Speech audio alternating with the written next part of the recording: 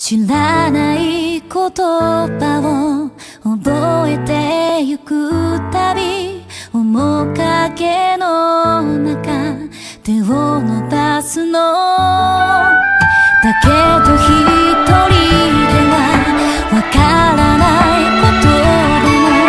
あるのかもしれない。さよならは苦くて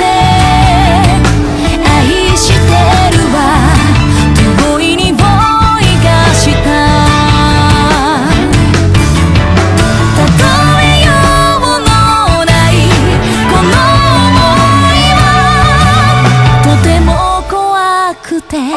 だけどとても愛しくて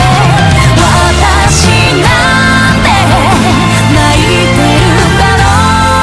う心になんて答えたらいい言葉はいつでも語るで